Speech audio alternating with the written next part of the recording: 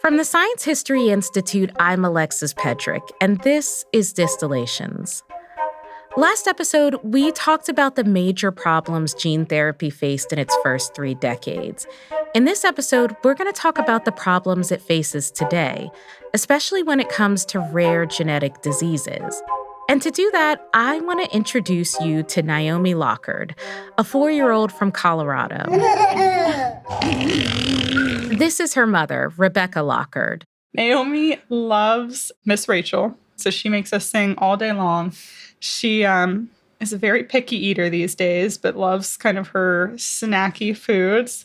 And she's been really into like Mega Blocks recently, and she really loves to play with them with us, which is fun. When Naomi was born in 2021, she seemed perfectly healthy. In fact, her parents, Rebekah and Evan, felt like they'd won some kind of baby lottery. She was so calm and easy. But then she started seeming a little too calm. She barely cried. And then the baby milestones came and went, and dread set in. She started falling off her growth curves, and she struggled a lot with breastfeeding. But our pediatricians kind of wrote us off in the beginning and said we're just, first-time parents who are really worried. This is her father, Evan. Milestones are just guidelines. Don't worry about it. Yeah, she'll catch up. But at 6 months, it was starting to become clear, like, she's not doing what she needs to. She's not rolling over. She's not doing much of anything. She was really behind cognitively, and her communication was behind. After doing an early intervention intake, Naomi started getting physical therapy and play skills therapy each week. After a while, her therapist became concerned. They told us that something was up, that it wasn't making sense to them, that she wasn't starting to catch up with these interventions that are proven to work. And so they recommended just a slew of testing for her. Blood, hearing, eyesight, cardiology, and MRI. Everything came back normal. After exhausting all options, doctors recommended genetic testing. They were recommending us just do testing targeted for like muscular conditions, because she's so far behind gross motor skills. Instead, they decided to do something called whole exome sequencing. The exome is the part of our DNA that codes for proteins. It's only 2% of the genome, but an estimated 85% of disease-causing genetic mutations reside in it. It was expensive, $3,000, but Rebekah was pregnant with her second child, and she'd already reached her deductible, so they went ahead with it. They had no idea this expense was just the beginning. We swabbed Naomi, her cheeks, for saliva, and then we did the same so they could, compare her test to see if there was something hereditary and sent it off. And it took, literally like 3+ months to come back. And it was a good thing they did it, because in May of 2023, it's how they found their answer. We got the genetic test results dropped into into my chart, and it said she was positive for this condition, and it kind of walked through like a lot. I just remember a lot of words that I did not know what they meant, but a lot of medical words. But there was things like paraplegia and severe cognitive impairment, and I think we kind of started to realize like this is bad. I was at work and Becca called me and said, "I don't know what any of this means, but I think it's bad, and I think you should come home."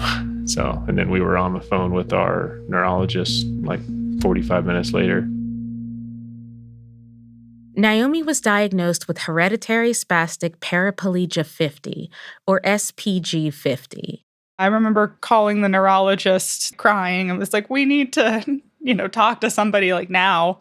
And I read later in the note, like, mother is teary, like needs contact ASAP. And, it was, our neurologist is great. We have a good relationship with them, but they didn't know what the condition was. They were learning about it like on the call as we were talking to them. So it was, yeah. Those are the people you go to for answers, and it's hard when they don't have any answers. You just don't know. What do you do? SPG 50 is an ultra-rare genetic disease. Fewer than 100 people on the planet are known to have it. It affects the central nervous system, the brain, and the spinal cord, and causes an array of symptoms. At first, for kids, it causes a developmental delay. They just progress really slowly in all areas. And then in early childhood, around elementary school age, they start to lose whatever skills they've developed. And so it comes with progressive paraplegia. The kids are generally nonverbal and they have a moderate to severe cognitive impairment. So it really affects all areas of life. Most people with SPG 50 become paralyzed by age 10 and quadriplegic later in their lives. Many never learn to talk or walk, and it's all because of one gene. It's a mutation in the AP4 gene. And it was clear that she had that mutation, and then they had what our mutations were, the inherited genes. So Naomi had received one bad copy of this gene from me and one from Evan. And then there was a 25% chance that any other kids we had would be affected as well, which was devastating because we were 4 weeks away from Jack being born. And so we were just shocked, like, not only do we have one very high special needs kid, kind of all of a sudden, the next baby who's about to be born might also have the same. Ultra-rare genetic diseases have so few patients that there's rarely a charted treatment course. In fact, there's rarely drugs on the market. But one thing a genetic disease does have is a very clear cause, and often it comes down to one problematic gene. And that's where gene therapy comes in.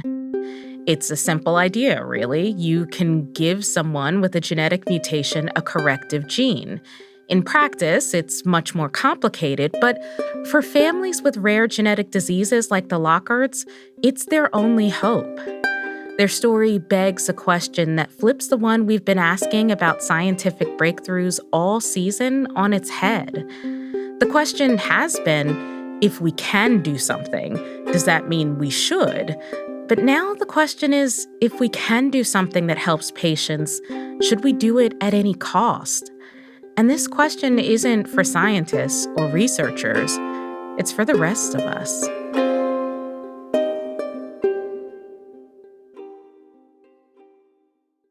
Chapter 1. Bootstrapping the Way to a Treatment. As soon as Rebekah and Evan got off the phone with their neurologist, they did what anyone would do. They went to Google. And while they didn't find much information on SPG 50, they found something better. Or rather, someone better. My name is Terry Pirovolakis, and on April 2nd of 2019, my youngest son, Michael, was diagnosed with spastic paraplegia type 50. Terry's son had been diagnosed with the same thing as Naomi a few years earlier. He and his wife, Georgia, were told they couldn't do anything for their son. They should just go home and love him. He'll be paralyzed from the waist down by the age of 10, quadriplegic by the age of 20. He'll never walk, he'll never talk. And we don't know how long he'll live for. Doctors told them that there was no cure for SPG 50. There was no clinical trial to join, no treatment to sign up for. There were no options. My wife and I went home that night. We just died. And we realized the next day that night that we had to do something and that we were willing to do everything in our power to change the course of his disease. Terry decided to forge a path where none existed, but he did have a bit of a roadmap in his career as an IT professional for large banks. So going back, if you went back to my career before Michael was diagnosed, I spent 20 years in IT building large infrastructure around the world. And we just really pushed the boundaries around what we were doing at the time. Very large projects that most people thought could not be done. So when Michael was diagnosed, I thought to myself, well, if I can do this all for companies, why couldn't I do this for my child? Why couldn't I figure out a path forward? Just like the Lockards, Terry went online, and he found that families with a similar disease, SPG 47, had been bootstrapping their way to a gene therapy treatment. We knew that gene therapy is what we wanted to do. We just needed two things. We needed the right team, and we needed money. The Pirovolakises are not wealthy. Terry is neither a doctor nor a scientist, but he wouldn't stop until he got gene therapy for his son. Within 4 days, he had refinanced his house. We filed for a charity. We liquidated our life savings. 3 days later, we had contacted Jackson Laboratory in Maine, begging them to make a mouse model for my son. He flew to the American Society for Cell and Gene Therapy conference in Boston, carrying a poster that said, "Wanted, a cure for Michael. Reward, research grant." During that conference, I interviewed the FDA, the NIH, people from the NIH, companies, scientists, researchers, and I asked them all the same question. If it was your child, what therapy would you do? And 90% of them said gene therapy. And then the second question was, who would you hire to make you the gene therapy? And almost everybody said Dr. Stephen Gray. When I started researching it, I realized that there was about 4 or 5 world experts in gene therapy for the brain specifically. And Stephen Gray was one of them. And he was there at the conference receiving an award. So right after he won the award for top geneticist or whatever that award was for, I ambushed him on the stage. And he was telling me that he already had 30 programs, that he was very busy, and that he didn't want to take my program on and not give it the attention it needed. And I said, I'm not taking no. You're going to have to figure it out, and we're going to work together. We're going to save Michael. And that was kind of the beginning of our relationship. Something to know about Terry is that he is 6'3" and burly, a gentle giant with a bushy beard and kind, crinkly eyes, and he is very, very persuasive. Stephen Gray couldn't say no. I'm persistent, and I think people see that I'm serious and that I don't mess around, and what I say in my word matters, and I do things that I promise to do. So when I tell people that I'm going to raise $4 million, they know I'm going to do it. If I say I'm going to get, paid something down or make a commitment, my word is my bond and I'm going to do it, and I don't care what it takes. Stephen explained that the road ahead would be very difficult, very expensive, and that there were no guarantees. Terry didn't flinch. I flew around the world. I met experts in gene therapy. He organized galas and golf tournaments. He sold donuts outside of concerts. I rode my bike from Toronto to Ottawa, which I'm not physically fit. And I met the Prime Minister of Canada. We've done hundreds of events. And he told his story to anyone who would listen, just trying to get support. And over the course of 3 years, we raised $4.5 million. Finally, they were able to make the gene therapy in Dallas, Texas. We got it safety tested in Quebec. We had the FDA and Health Canada approve it. And the reason why we were able to do it so fast is because we had the money to do things quickly. So, for example, while we were proving that it worked, we started toxicology studies. While we were doing toxicology studies, we were doing manufacturing. So where you would normally do everything in sequence and take 5 to 7 years, we were doing everything in parallel. And finally, in March of 2022, Michael got gene therapy at the University of Texas. It was a clinical trial of 1. About a month afterwards, he went from standing on his tippy toes to being flat-footed. We noticed more so his cognition. He started hugging and kissing my wife. He started playing with his toys with intent. He's able to communicate more non-verbally, but with his device, and we can understand what he wants. So there was a lot of things that improved mentally. Physically, we're just hoping that we slow down or stop the disease. And for that, we won't know for a couple more years. Afterwards, Terry's thoughts immediately went to other kids out there with SPG50. He figured he had this proof that the treatment was safe and it worked, and he could then hand it off to a drug company with the resources to do more trials and bring it to market, because obviously this was not a sustainable model. But it was not as straightforward as he thought it would be. Chapter 2: Moving Heaven and Earth. When Rebekah and Evan Googled SPG50 in May of 2023, Terry's website, curespg50.org, immediately popped up. I, filled out the contact us on his website, and he pretty much immediately was texting me and offering to be there if I needed support, as he said he knew how horrible the diagnosis was. And we ended up talking to him, doing a Zoom or a FaceTime like the next day or the day after, Saturday or Sunday.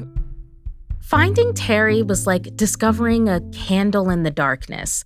Here was someone in their exact position who had paved a path before them. It's like the sky falls down and then all of a sudden, you got an umbrella. So it was a lifeline for me, especially. I kind of just shut down. Becca keeps saying we did all this research, but it was all Becca. All of it was Becca. She's awesome. They asked Terry about getting Naomi treated just like Michael had been. Is it possible for Naomi to do this? Is it something that, that we can hope for? Terry promised them that he would do whatever he could for both children if necessary. He said, of course, I hope and pray that your baby's not affected, but if he is, we'll figure that out too. Jack was born 4 weeks later, and this time the genetic testing was much quicker because they knew exactly what to look for. Still, they had to wait 5 weeks, and in that time they agonized over whether or not he seemed to have SPG 50. I was convinced that he didn't have it just because just farther along he seemed to Naomi at the same point. He just seemed so much stronger, so much more physical, just everything. I was convinced, and I don't know. I guess I shouldn't have put it out there. But then they realized he wasn't getting enough breast milk when he was nursing. So he was falling off his growth chart. He was losing weight kind of rapidly, and we started introducing bottles. And the first kind of night we gave him a bottle, he aspirated the formula, and we took him into the hospital because he was having retractions in his chest. He was, kind of looked like he was struggling to breathe. And we're sitting in the hospital. He's on oxygen. It's middle of the night. And then his genetic test drops into my chart. And I don't know. I remember reading it and I couldn't grasp what it was saying, even though I read Naomi's kind of accurately and right away. And Evan was the one who was like, well, it says positive at the top, so he has it too. And just remember sobbing in the hospital. And, doctors and nurses are coming in to deal with this very typical, aspiration case and, telling me, it's okay. I know it's hard to see your baby in the hospital. I'm like, I don't care. So much other stuff is going on. I don't care that he's in this little, cage, crib hooked up to oxygen. That's the least of my worries. I know you're just trying to be supportive, but you don't realize our whole world just fell apart again. Read the room. We texted Terry, hey, the baby's positive. And I remember he called me immediately. And I said, I'm so sorry. My heart goes out to your family. He was like, we're going to treat your baby. Don't worry. We are going to treat him. But Naomi would have to wait. And here's why. After Michael got treated in the phase 1 trial, the team found themselves with extra doses of gene therapy, and they treated a few other children. So what happened was we ran out of drug product after the first 3 children were treated, and we were lucky that the manufacturer was kind enough to make us another batch. That batch was only enough to treat a certain amount of children under 2. We didn't have enough drug product to treat Naomi because we didn't have enough drug product over 2 years of age. They had extra doses, but they were only baby-sized. So she needs a full dose, but a baby, because their brain is smaller, could take a baby-sized dose. And so they were working on, I think, getting more medicine produced, and also they wanted to run this phase 3 trial. Because the ultimate goal, remember, was to get the drug to market so people could buy it with insurance. But it wasn't clear when that was going to happen. In the meantime, they could treat Jack, and there was an imperative to do it as quickly as possible. It's a condition that affects brain development, and brain rapidly develops in the first 2 years of life. There was a lot of incentive to get it done quickly. But at the time, the minimum age for the trial was 1 year old. And so they did all this work to, make sure it was safe and to get the FDA on board and to get the hospital ready. And They were working in the background, Terry and his team, and they moved mountains. They had to go back and forth with the FDA to change the trial protocols, and they got meetings with experts about like how young can a person receive gene therapy, and they were, truly moved heaven and earth to make sure he could be treated as soon as possible. One day, before Jack was 5 months old, Rebekah and Evan got the word. Everything was ready. They had to be in Dallas in 2 weeks, and they'd need to be there for 2 months. 1 month of tracking Jack ahead of the trial, 1 day of administering the gene therapy, and then a month of follow-up. And they had to make a really painful decision about Naomi. She couldn't come with us. Part of this decision was so Naomi could keep getting the therapy she needed. But the other piece was because of the viral vector the gene therapy used. The way gene therapy gets corrective genes into the body is with a virus. Viruses are tiny little machines that have been evolved over eons to hack into human, animal, other types of cells. This is Jason Mast, a reporter for Stat News who wrote an article about Terry Pirovolakis and the Lockards. And so they're basically built by evolution for this exact task that gene therapy researchers are trying to solve, which is how do we break into human cells and put something there. And so if you find the right virus, if you tweak it in the right way, it can shutter that to the right part of the body. Terry's gene therapy uses an AAV9 vector. It's safer than the viral vectors we talked about in the last episode, but it's still technically contagious. This means that gene therapy is a one-time thing. You can only be exposed to the virus once, which brings us back to Jack and Naomi. And so if Naomi was around Jack while he was shedding, she could catch the virus, develop antibodies, and then she would be precluded from treatment because she would already have had an immune response to the virus and would likely just kick it out of her body. Yeah.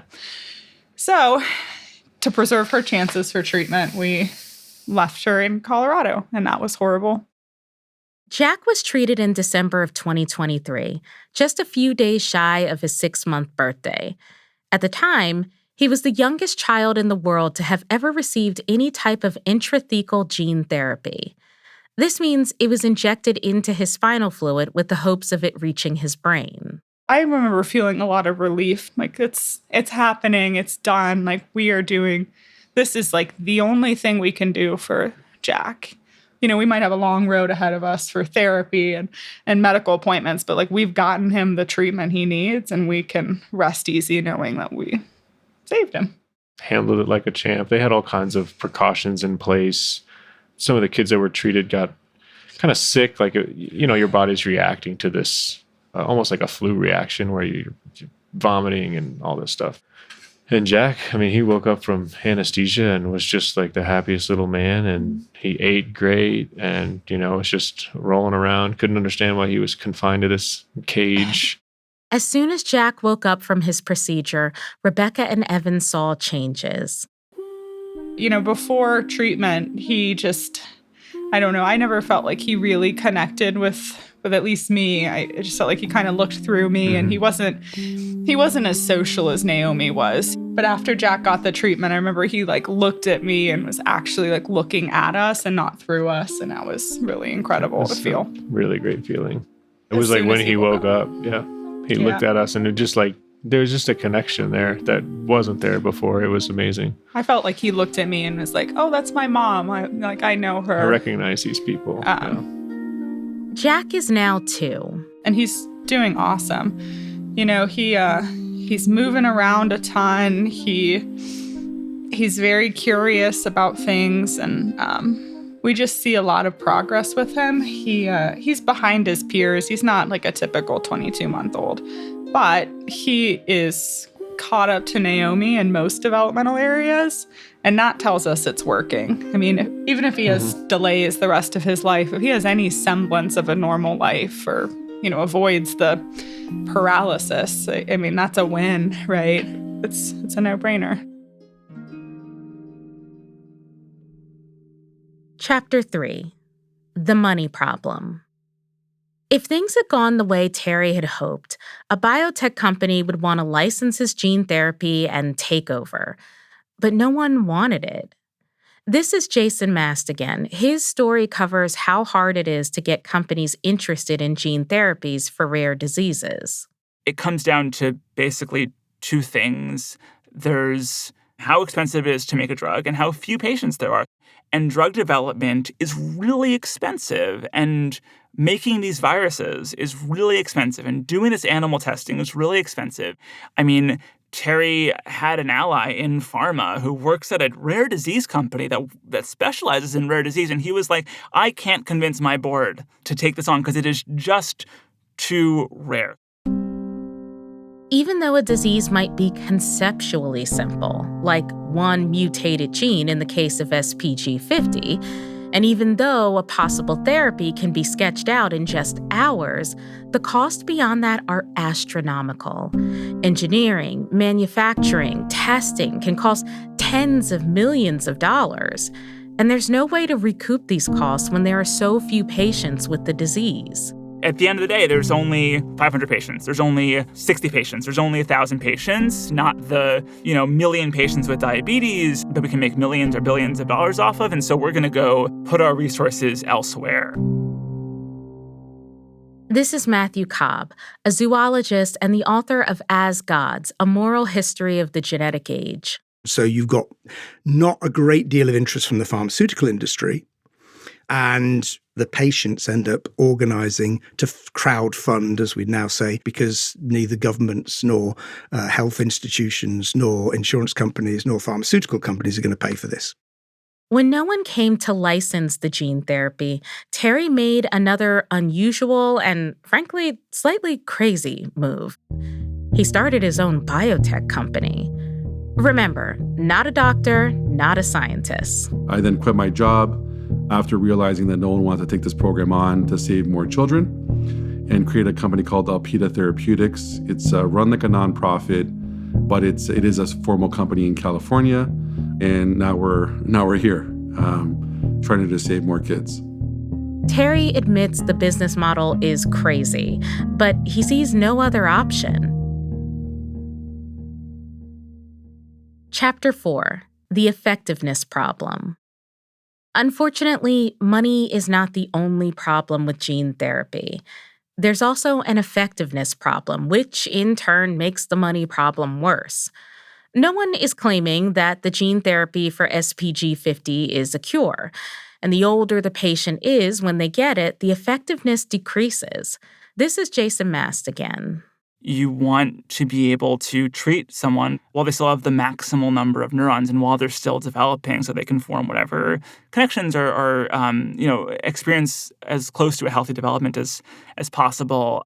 Jack's situation is even more rare than most rare disease cases because of the head start he had. Naomi was almost 2 when she was finally diagnosed. Jack was just 5 weeks old. In order to get the maximum benefits of gene therapy for a brain condition, that's how young you need to be diagnosed. But it rarely happens. People don't get sequencing when they're born, and they don't get sequencing often when they first show up to a doctor. And so it can often be sort of a journey, as it was for both the Lockards and for Terry and Michael, to get this kind of testing that they need. And that imposes all kinds of delays and actually ends up making trials harder because you're helping patients later on, so you don't see as strong benefits. Rebekah and Evan are hopeful that Jack will get more benefits than older patients, but there are no guarantees. As we've covered on this show before, the brain is a notoriously difficult thing to treat. There is this blood-brain barrier, and it's there to keep bad stuff out of your brain. And so that becomes a huge challenge for how do you engineer stuff to get out of this. We talked about picking viruses because they're evolved over eons to hack into human cells. And here you have this blood-brain barrier that has evolved precisely to keep stuff out of the brain. And so you have this unstoppable force, immovable object kind of type thing. And researchers are working on it, but it becomes very difficult. The most effective gene therapies out there treat the blood and the liver. It's simply easier to deliver gene therapy to those organs. The virus that we're using, when you inject it into the brain, we're getting maybe 5 to 10, maybe 15% of the cells being transduced with the gene that's missing. And it's not a good vector. Meanwhile, the financial ask is huge, and there is no financial market reward like there might be for a disease with more patients. In short, the calculus is something like this. You can have a mediocre treatment if you have enough patients that would benefit from it, but if you only have a small pool of patients, investors expect a home run. The expectations from venture capital is that you're going to make this, and every drug is going to be perfect. You're going to snap your fingers and you're going to go like 0 to 100. And even when a drug is perfect, money is still hard to come by. A good example is something that happened in the mid-2010s. Back then, there were exciting gene therapy results for a few diseases, including spinal muscular atrophy, a condition that will often kill infants before they reach the age of 2. And this gene therapy comes along, and if you get it in time, kids grow up and live fully healthy lives, or at least, so far we're only so many years out, but the results look amazing. There are kids running around. It's incredible. And there was all this excitement, all this money coming in. They thought they were going to go after all these other conditions, and that will begin to crumble in a few different ways.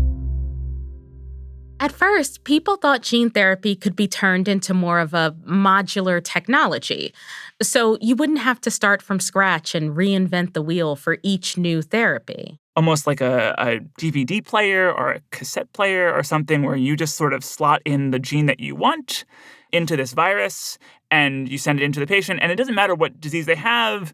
Within certain limits, you can just swap in whatever gene and you'll have some success. And it's not going to be all that costly. And they find out that it's a lot more complicated and it's a lot more costly. So costly, in fact, that some seemingly curative therapies have been abandoned, including one for severe combined immunodeficiency disorder, or SCID. And there is where you really see this market failure in full relief. They published data in the New England Journal of Medicine showing how amazing this therapy was. And it was basically 2 weeks after or 2 weeks before they shelved the program. It's too rare. Meanwhile, Terry's gene therapy has 2 strikes against it: a tiny patient population and results that are not curative. But it's the best thing we have now, and it's something to give our kids a better life. And we have to run with it, and then when something better comes along, it'll take over what we have. Some hopeful news is that there are better viruses on the horizon. Folks are working on making newer and better viruses. There's been a lot of really amazing lab data, but it's still mostly just lab data. Human trials starting up actually as we speak, but it's still, in process. And the kids who have SPG 50 now don't have time to wait for newer, better viruses. They can't afford to let the perfect get in the way of the good. I think everybody's waiting for the next therapy to come around, some magic to come up. And what's happening is the field is basically saying, well, forget what was built before, go to the new stuff. Well, I heard that 5 years ago when I started. I heard the same thing, forget AV9 and let's go to the new thing. But if we keep waiting, we're never going to get there. And if you look throughout history, every drug product that has come around, monoclonal antibodies and vaccines, they've all had an incremental process to get there. We just have to do the same thing with gene therapy. It has to be incremental. Which brings us back to that big question. If we can do something that helps patients, should we do it at any cost?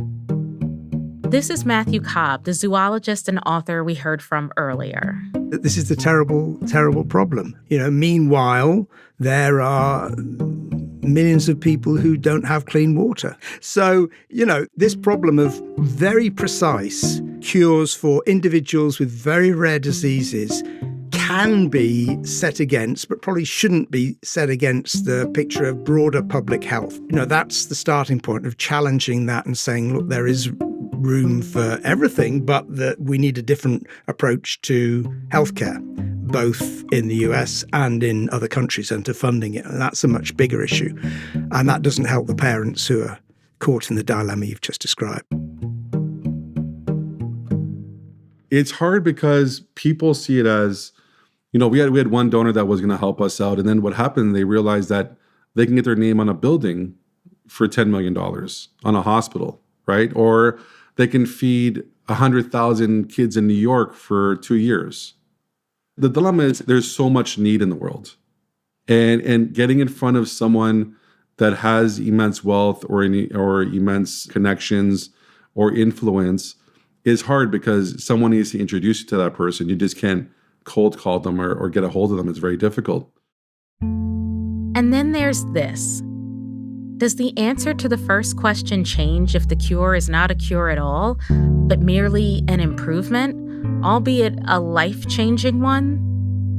How do you make the case and find the resources and convince the regulators and all the right people to scale this when it's not curative, when you think this can have a benefit, but it's not, the end-all be-all of what medicine will hopefully be able to do, but it can at least give your kid a chance at having a level of benefit, and you should have a right to try that. Chapter 5. Naomi's Weight. As of the airing of this episode, Naomi is 4 years old plus 2 months. Every day that goes by without her getting treated feels like a wasted day. It's horrible. It's horrible. I think every day, like, what kind of mom doesn't get both of her kids treated? Like, you only got one treated. We know that if Naomi gets treated, it will not be a cure. Everybody's been really clear on that. But what would it mean if she could walk up the stairs instead of needing an elevator, right? What does it mean to be able to use your hands or to move your legs? I think we've all kind of operated under the assumption that once paralysis sets in, it's not going to be reversed. Maybe it can be stopped, but not reversed. And so we're hoping that Naomi gets treated before that sets in. And her feet are starting to starting to look like club feet. And it's slowly progressing, and they're still movable, which is what we want. But she's starting to have the effects of it set in. So she's working really hard to gain skills and to learn to walk and to do all of this amazing stuff. If we don't treat her, she's going to lose it. She's going to lose the ability to move her feet, and then lose the ability to move her legs, and then her torso and her hands and everything. She'll be a vegetable. And it's not fair when you know that it's preventable and the only thing standing in the way is money. Terry had hopes to move into a phase 3 trial, but grant money fell through. The new Trump administration came in, and I'm Canadian, so there's no politics here. And they defunded the NIH, they stopped most of the grants, and they took overheads away from universities and hospitals. For almost 6 months to a year now, we've had drug products sitting in the freezer. And it's a shame because it's sitting there. We can treat these kids. We just don't have enough money to, one, pay back the drug product that was supposed to be paid by the grant, and then two, to pay the hospital to treat these children, because it costs us almost $3 million to make 8 doses, and then it's going to cost us another $250,000 per patient to treat them at the hospital. And we had hoped that we would get a grant or funding or VC funding to do this, but because everything fell apart, there's just no mechanism to treat these kids anymore.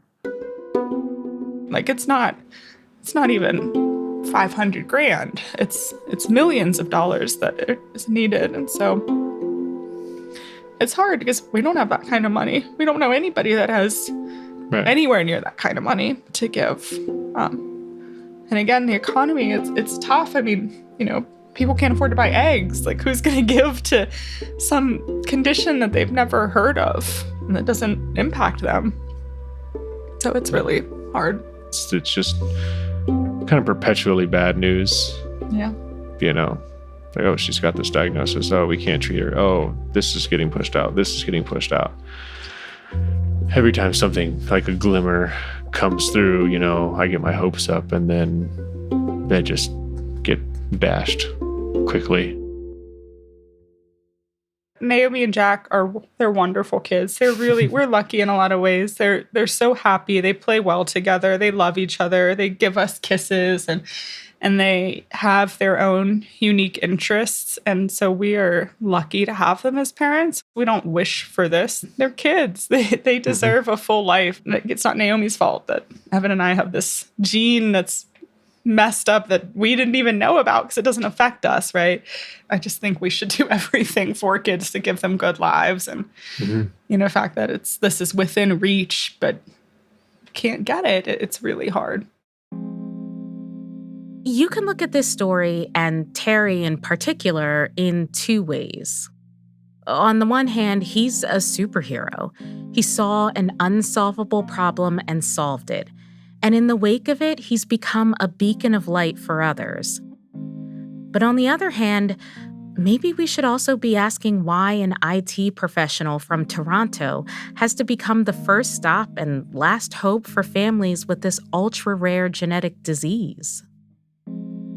Writing about him reminded me a bit about, and these have kind of become, I think, memes to a certain extent online, where you see, like, ABC News celebrates a kid who's, like, selling lemonade to raise money for their cancer treatment or for someone else's cancer treatment.